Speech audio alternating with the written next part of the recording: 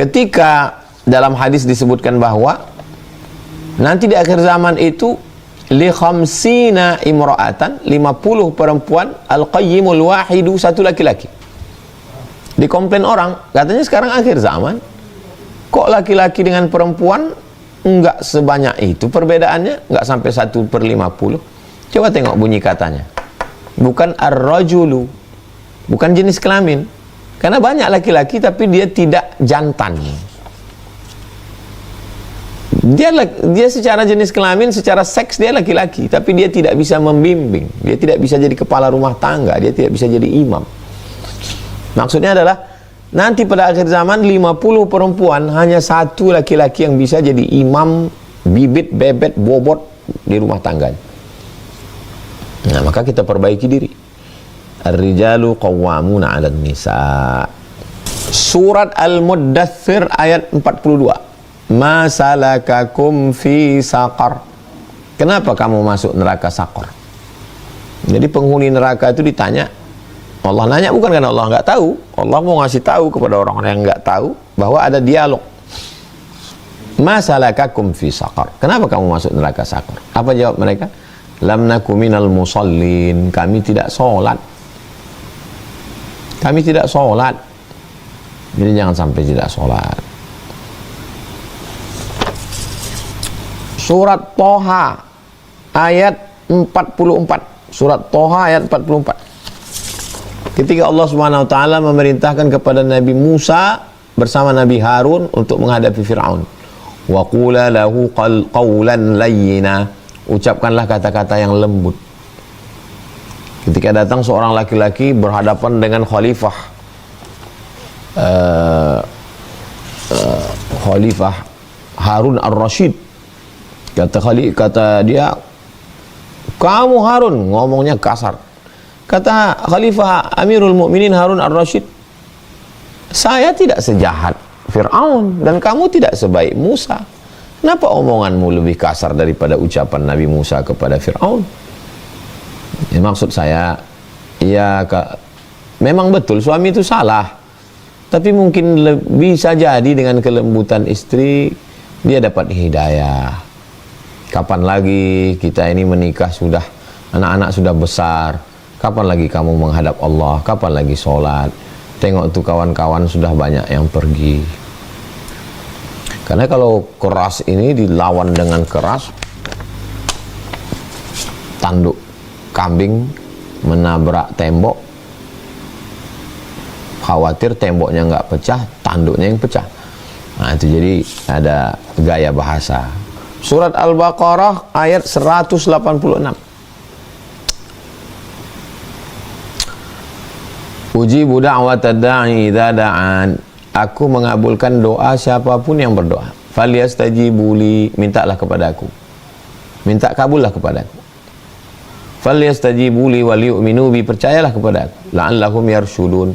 Mudah-mudahan mereka berpikir lurus, berkata lurus, beramal lurus.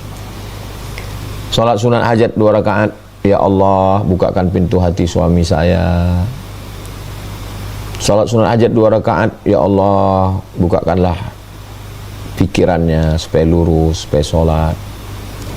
Sulitkah bagi Allah membuat suami-suami itu sholat? Enggak ada yang sulit. Innama amruhu idza arada syai'an ayaqula lahu kun fayakun. Lalu kenapa belum juga sholat? Ya Allah ingin supaya kita menangis di tengah malam. Allah ingin supaya sujud kita lebih lama. Allah ingin supaya kita meminta. Kalau semua hidup ini nyaman-nyaman semua, orang lupa sama Allah.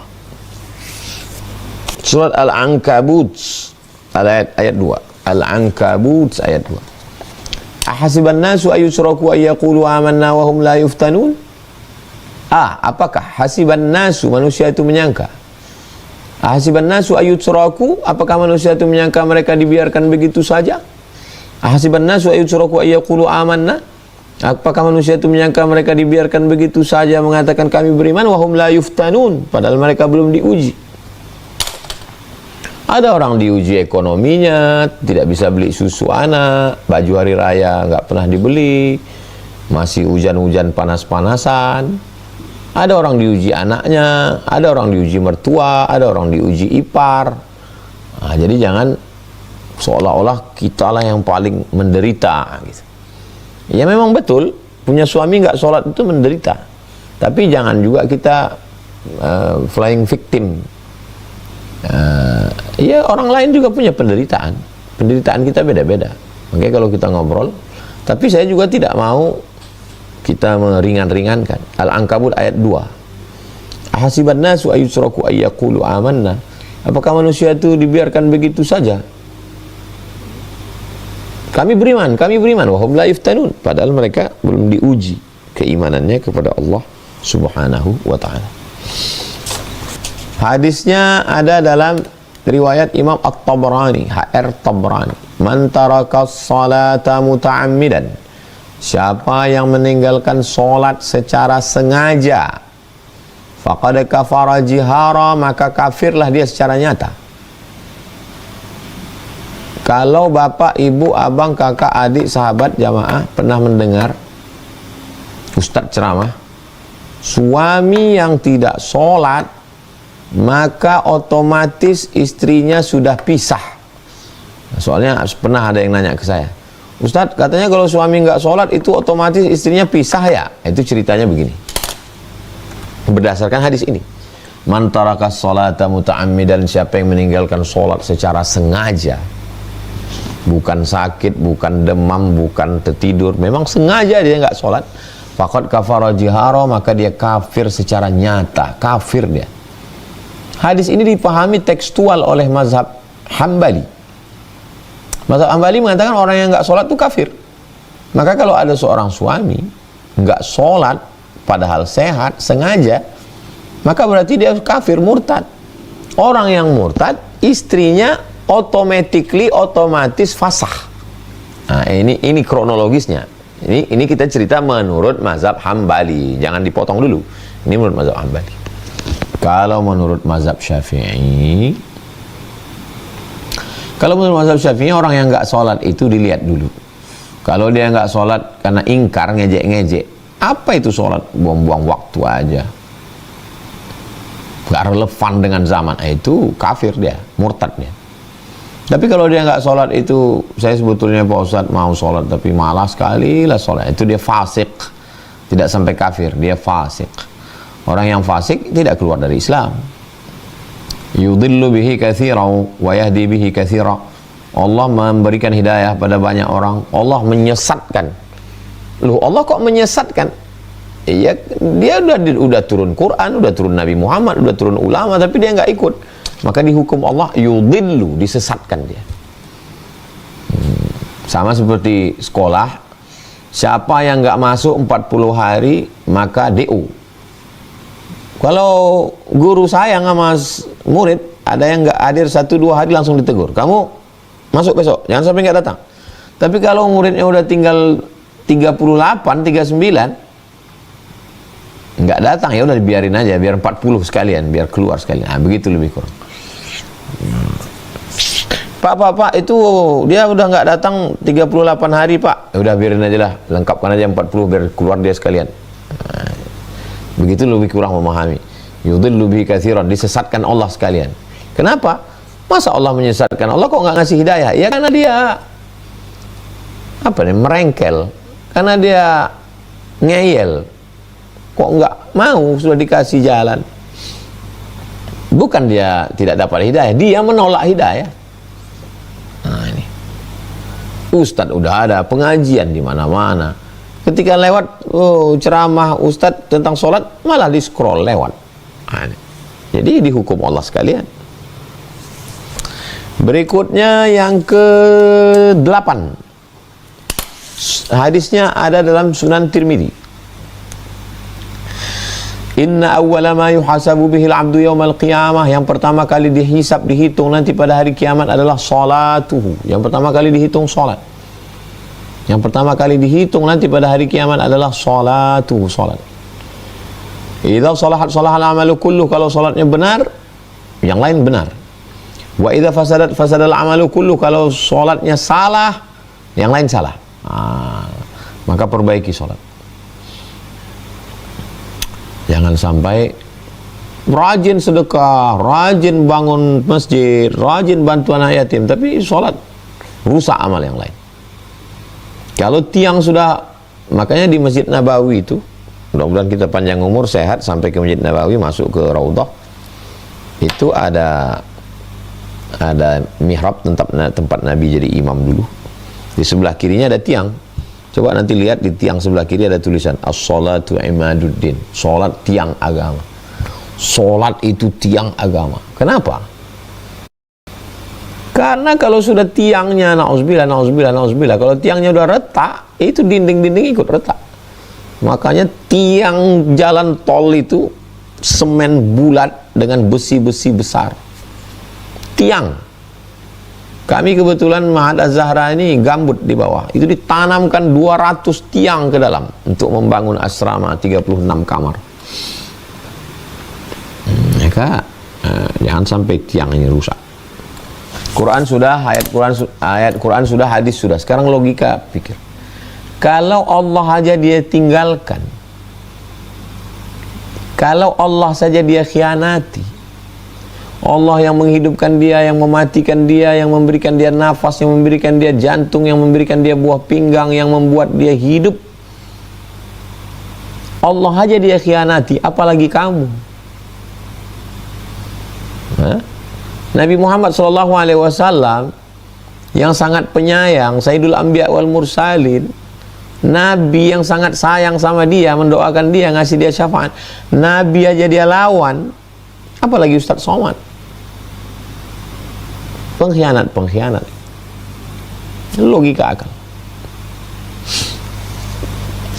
Kenapa orang masuk kantor, berangkat pagi jam 6 sampai kantor jam 7, pulang jam 5, lembur sampai malam, hanya mau dapat gaji pokok untuk makan, minum, rumah, kredit.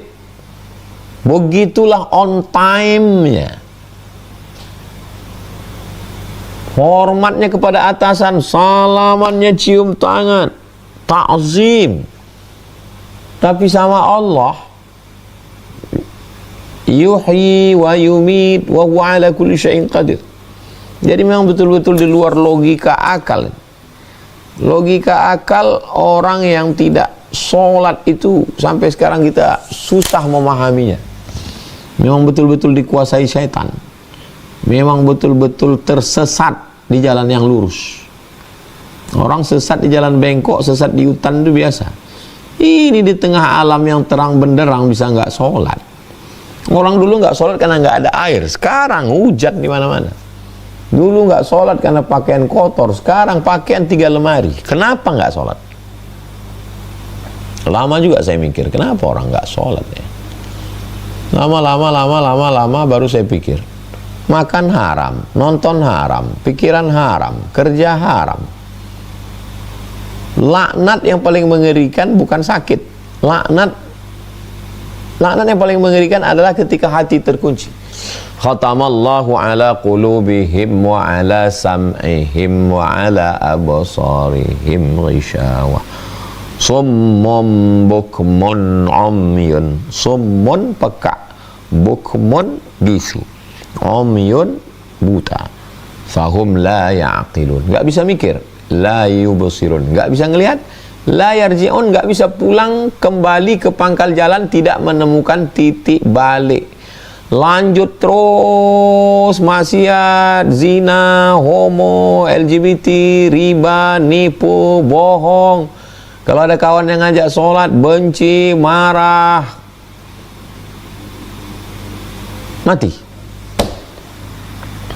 mati di ruang kesendirian, di kos-kosan, karena sakau, karena mabuk, cuci muka, tersungkur dalam bathtub. Tetangga tahunya setelah baunya keluar, darahnya meletus, pecah perut. Datang pemadam kebakaran, buka. Sahabat-sahabat yang dibuat oleh Ustadz Luqmanul Hakim Pontianak membuat pemulia jenazah. Ada satu komunitas pemulia jenazah, selalu ditelepon karena Pak Polisi damkar sudah nggak sanggup lagi, belatung, kepala nempel di atas kasur berhari-hari, diangkat lepas kulit badan dalam kesendirian, sunyi di tengah keramaian kota metropolitan, hiruk pikuk heboh, tapi dia sunyi di tengah keramaian, gak kenal orang, azan bersaut-sautan, anjing aja peduli, Allahu Akbar, Allahu Akbar, dia gak ada peduli sama sekali. Akhirnya mati, jenazah dibawa juga ke masjid, disolatkan juga oleh orang beriman. Mau sampai kapan? Mau sampai kapan? Na'udzubillah. Tidak ada jalan lain kecuali kembali ke jalan Allah, bertaubat, berhijrah, memperbaiki diri.